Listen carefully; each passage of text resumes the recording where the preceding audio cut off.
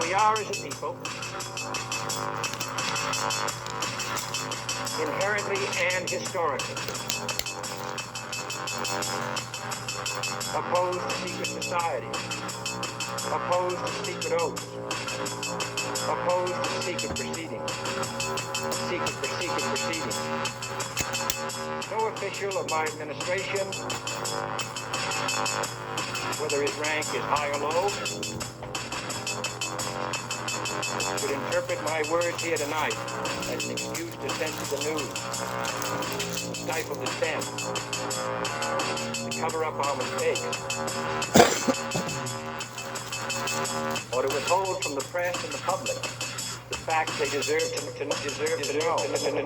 know.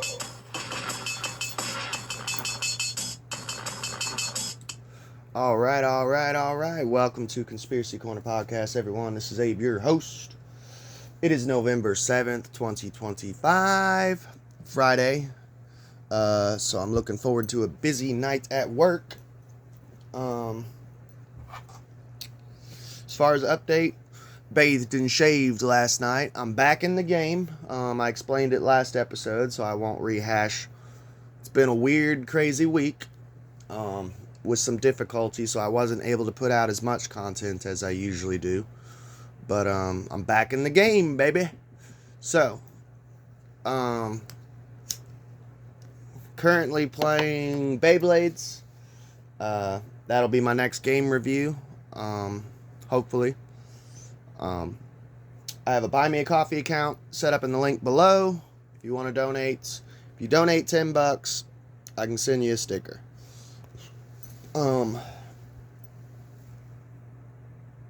Hell, at this point, honestly, because people have been giving me, like, bigger donations, if you donate $5, I'll send you a sticker. It's coming through snail mail, but, there's only 5 of them left. So, once those are gone, I will possibly order more stickers. I think, yeah, I'll probably keep ordering stickers, because it's something I can snail mail people. Yeah. It'll be a different design, though. It's not going to be the mushroom one, so this is it for the mushroom one. Let's get on with the show, though. So, somehow, I missed this. This was November 4th, 2025, so 4, 5, 6, 7, 3 days ago. And I listened to a lot of conspiracy podcasts, like, just about every day I'm listening to, if there's one out, like Tinfoil Hat, or here lately I have been catching up on Last Podcast on the Left. I'm way behind on it, but anytime there's like a new Tinfoil Hat or Conspiracy Social Club or Broken Simulation, like I immediately click on it, and I do watch conspiracy stuff when I get off work. Maybe my algorithm has just been more blue-pilled, I'm not sure, but somehow this slipped through the cracks on me. Dick Cheney, one of the dudes behind 9/11, passed away at 84. When the fuck did this happen? Like, I heard about it literally yesterday, and even the person who mentioned it just, like, mentioned it in passing, like it was no big deal. I'm like, I don't know, I guess as, like, an old school conspiracy theorist, and 9/11 being...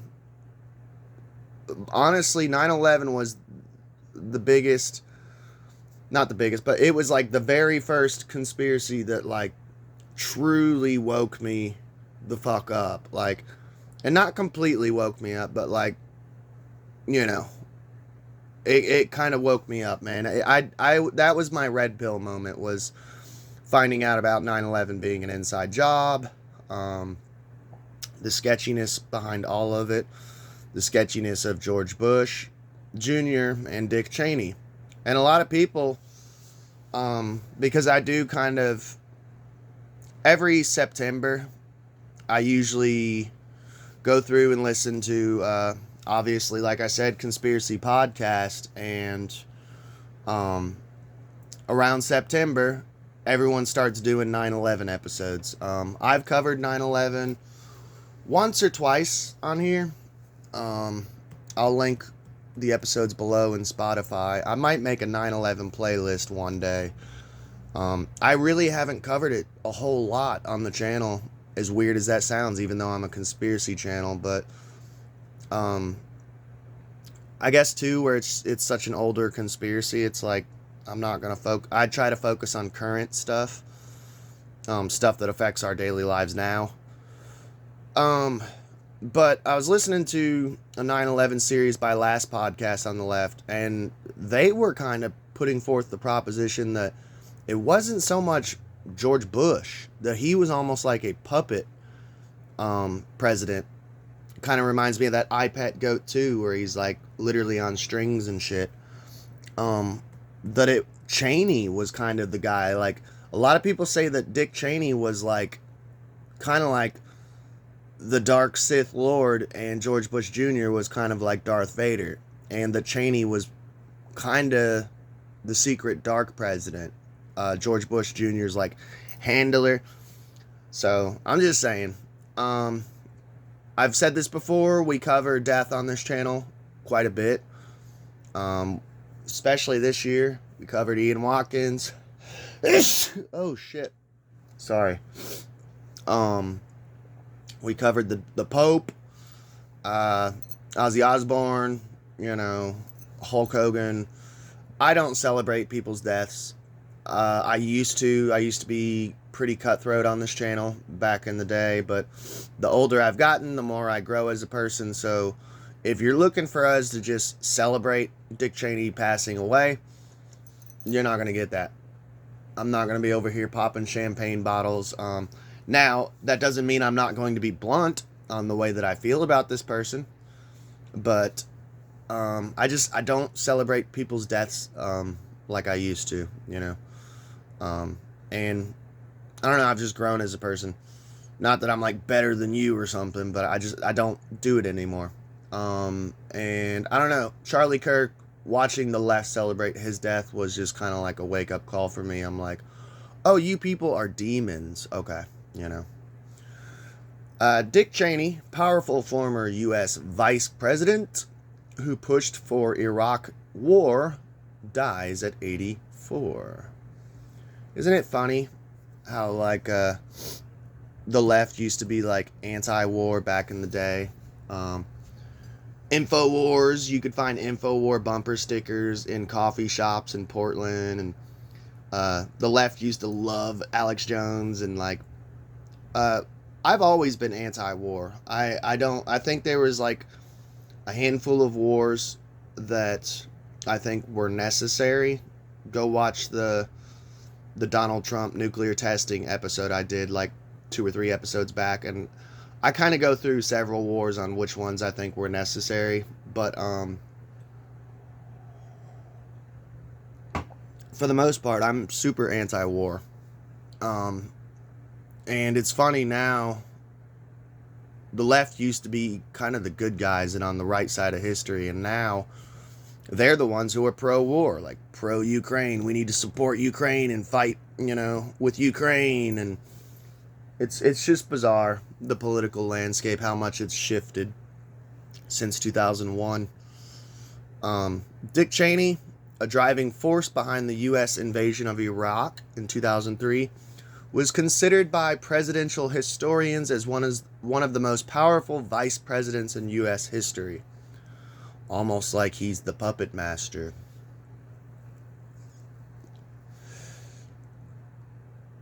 He died at age 84 on Monday from complications of pneumonia and cardiac and vascular disease, his family said in a statement on Tuesday. I don't know if he was a smoker. I don't think he was. If he was, you rarely catch these politicians like smoking. They're very big on keeping their image, So, like, Obama was a smoker, JFK was a smoker, but there's very few photos of them smoking, Obama, he liked Newports, I believe. But I've had pneumonia 5 times, dude. That shit ain't no fucking joke, man. It will put you down, like, and luckily, the times that I've had it, I was a young puppy, but man, it it's brutal. Like, you can die from it. And I've heard of people that it causes like brain damage and shit because you're not getting enough oxygen to the brain. It's deadly shit, man. Pneumonia ain't no fucking joke. So cardiac, that's heart stuff, vascular disease. I'm not sure what vascular disease is. If you know, hit me up in the comments below. The Republican, a former Wyoming congressman and Secretary of Defense, was already a major Washington player when the Texas Governor George W. Bush chose him to be his running mate in the 2000 presidential race that Bush went on to win. I always forget that George Bush was a governor. I know Jeb Bush was governor in Florida, I believe. And by the way, before you start hating on me in the comments, I'm only 33 years old. Like, I was a kid at the time. It was kind of hard for me to keep up with politics when you're interested in Beyblades and Yu-Gi-Oh cards, you know? And you're a little kid. Yeah, I forget he was governor. Do you hear that shit? Somebody just peeling out on wet streets. Like, what a fucking idiot. This neighborhood sucks, dude. Yesterday, there was a tweaker out front stomping through people's yards, stomping on the ground, screaming and yelling and shit. I had to call the cops. People were dropping off or not people, but the school bus was literally dropping kids off. And this motherfucker's out here going through yards and shit. This neighborhood sucks, dude. So, as vice president from 2001 to 2009, Cheney fought vigorously for an expansion of the power of the presidency, having felt that it had been eroding since the Watergate scandal that drove his one-time boss Richard Nixon from office. So he was under Nixon's administration. He also expanded the clout of the vice president's office by putting together a national security team that often served as a power center of its own within the administration. Look at this foreboding photo of him and Bush. Yes, do my will, child. Cheney was a strong advocate for the 2003 invasion of Iraq, which, by the way, had nothing to do with 9/11. They've admitted that after the fact now. I wonder how many people still believe that Iraq was tied in with 9/11. How stupid were we back then, by the way, that a lot of people just fell for this shit? Like, Iraq, you know, they're the same as the Taliban, right? They're the same as Al-Qaeda, right? Yeah, they're connected. They're all brown people, you know. Let's just bomb all the brown people, except for Israel. God bless Israel, you know. Cheney was a strong advocate for the 2003 invasion of Iraq and was among the most outspoken of Bush administration officials, warning of the danger from Iraq's alleged stockpile of weapons of mass destruction. No such weapons were found. Tucker Carlson was one of those guys, which he has apologized now. I like Tucker Carlson.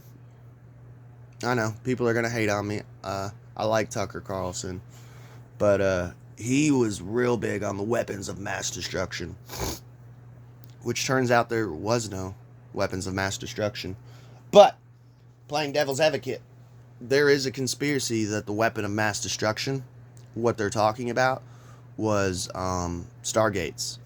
So Saddam Hussein was kind of fucking out there.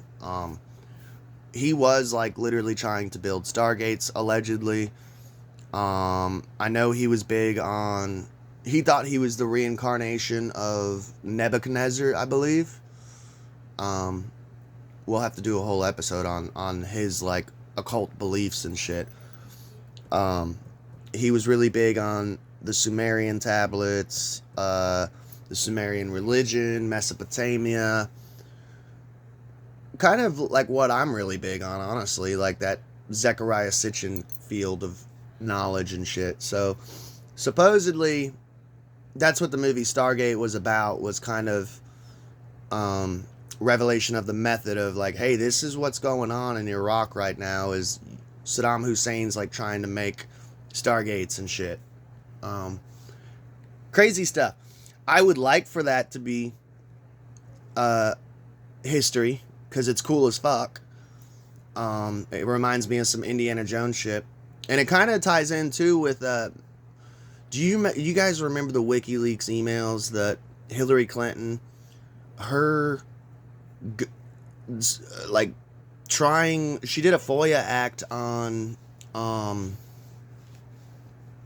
that's what it was. It was a FOIA act, not the WikiLeaks email. She did a FOIA act on the funeral place and burial place of Gilgamesh. Allegedly, they had discovered and found Gilgamesh's body and tomb, and she did a FOIA request on it. And we'll do a whole episode on that. I have covered like the book of a book review on Epic of Gilgamesh years ago. It's very interesting. And think about it, dude. If you could find the body of Gilgamesh with DNA cloning, we've done several episodes on the dire wolves. I did an episode on that. The mammoth burger, the woolly mouse. We still need to do an episode on it, but they're bringing back all of these like woolly mammoths, dire wolves. Like, if you can do that with an animal, you could surely bring back the Nephilim, the giants of old, the men of renown, dude. How insane would that be to literally bring back Gilgamesh, like a clone of his DNA, bringing back the Nephilim? Crazy shit. He clashed with several top Bush aides, including Secretaries of State Colin Powell and Condoleezza Rice, and defended enhanced interrogation techniques of terrorism suspects that included waterboarding and sleep deprivation. Yeah, I remember that whole time period. I'll never forget, dude. There was I remember seeing it as a kid in the tabloids, and my parents watching like video, like news clips and stuff on it on mainstream cable. And it was our troops got in trouble because they had a bunch of suspected terrorists, and they were stripping them naked and making them do gay stuff and taking pictures of it, and like, it was fucked up. That whole war is fucked up. It's sad. But yeah, dude, waterboarding and sleep deprivation. And the sad thing is like, torturing people like this, all you're gonna get is false confessions. You know, that's what they want, is false confessions, so that way it's evidence of like, look, we're getting terrorists, you know. And it's like, no, a lot of those people were probably innocent. You just tortured them to give you a false confession, because they're just going to be like, eventually, like, I'll just say whatever, just make it stop. Let me go to sleep. Stop waterboarding me, you know.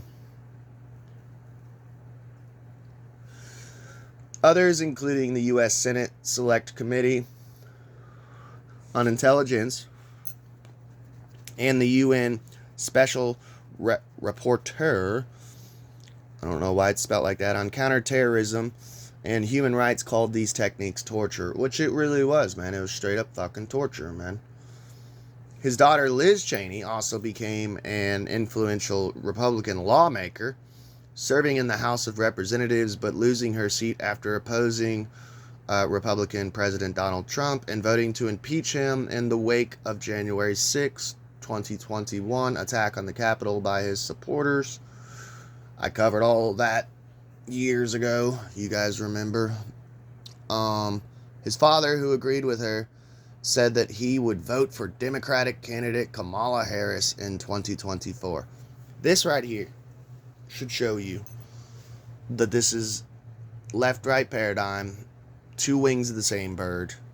And people still fucking fall for this shit of, no, the right conservative Republicans are better, left Democrat liberals are better. They both fucking suck. They're both fucking evil.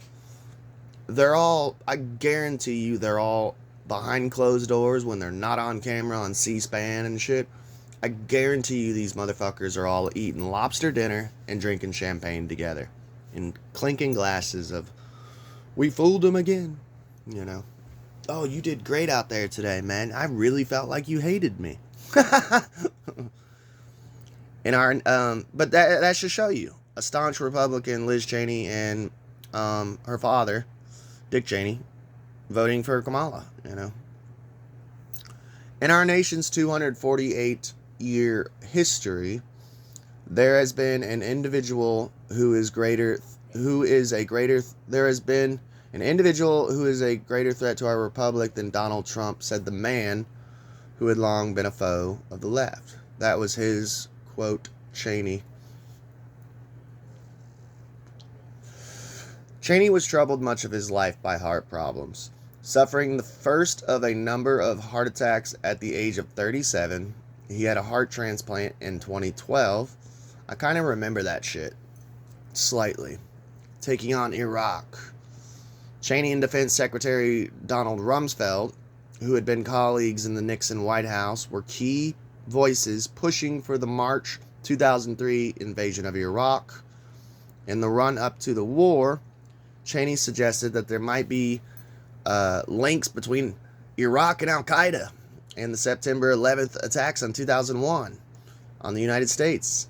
A commission on the 9/11 attacks later discredited this theory. Yep. And everyone fucking bought it, dude. In our defense, though, and I don't say our as in me, I'm not a part of this. I was a kid. I just remember seeing like National Enquirer and Globe magazine pictures of mushroom clouds behind Osama bin Laden's face, and just I remember being terrified at this time. I had never experienced war. And I'm not saying, like, obviously I didn't go to war, but like experienced war on the home front and the propaganda and everyone, you know, like seeing pictures of Calvin and Hobbes pissing on bin Laden's head and just weird shit, you know. It was a strange and terrifying time period growing up. Where was I? Oh, and to think, though, that like everyone just bought into it. But in the people's defense, though, we had the internet, but like a lot of people still had dial-up. It was a time period when you had to go to a computer and use it, like whether that be your aunt's computer, the library, whatever. I mean, we didn't have like internet on our cell phones, so we weren't able to get the counter narrative, the actual truth, as easily, you know. Maybe you were lucky and got to listen to InfoWars on the radio, you know, or Bill Cooper, which he died. Did he die before 9/11 or like shortly after? I think it was shortly after. But there really wasn't much out there, man. I mean, it was hard to get the truth. So I could see why people back then bought into it. So Cheney predicted U.S. forces would be greeted as liberators in Iraq, and that the troop deployment, which would last around a decade, would go relatively quickly, weeks rather than months. Although no weapons of mass destruction were found, Cheney in later years insisted that the invasion was the right decision based on the intelligence at the time and the removal of Iraqi President Saddam Hussein from power. Which, by the way, Saddam Hussein was fucking nuts. Like, Little Stinkers is a really good podcast. Shout outs to them. But they do episodes on literally like villains throughout history, whether it's a serial killer, whether it's just little stinkers, you know, shady people. And they did a whole episode on Saddam Hussein. The dude was batshit. Not a good dude. So I'm not over here saying Saddam Hussein is a hero or something.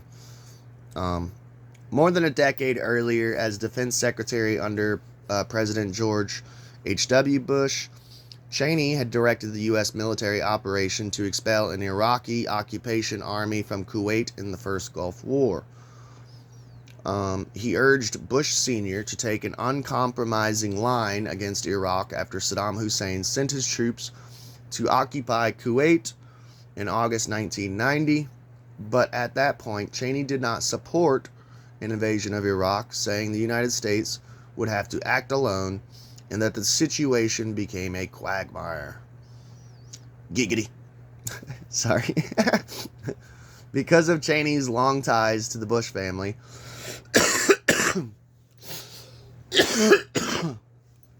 and experience in government, George W. Bush chose him to head his vice presidential search in 2000.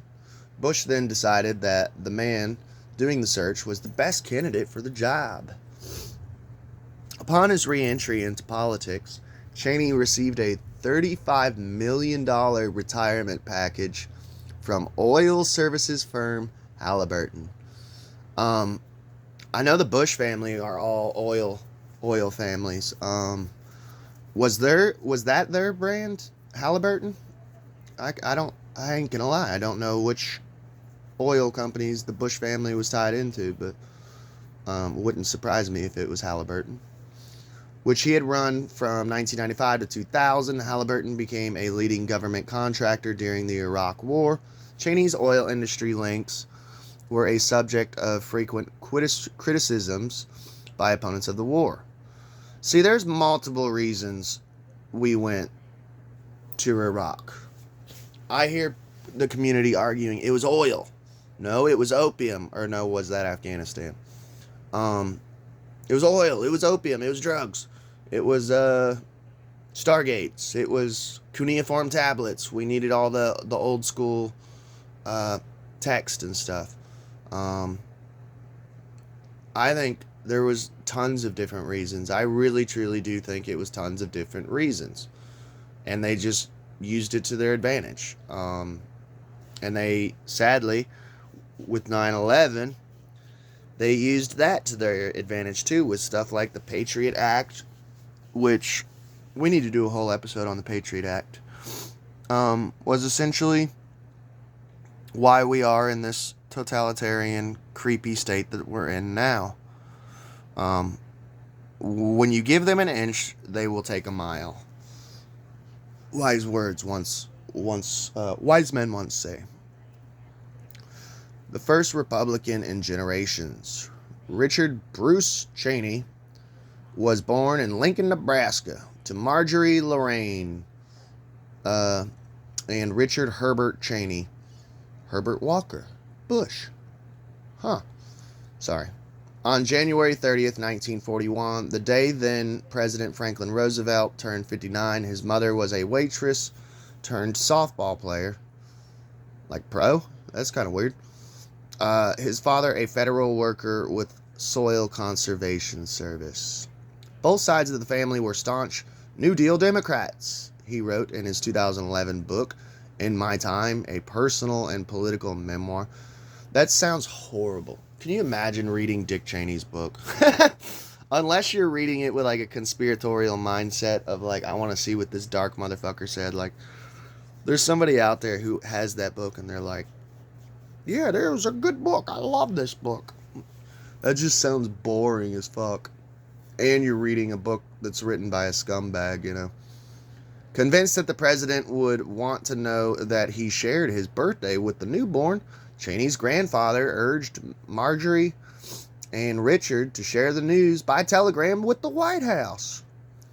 In his family, he was the first Republican, probably since my great-grandfather, who fought in the Civil War on the Union side.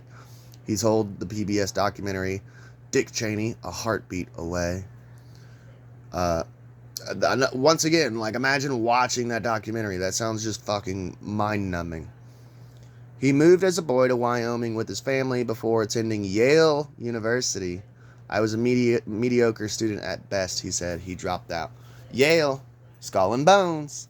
I wonder if he was a member of Skull and Bones, which would make sense of that's why, because George Bush Sr. was Gog.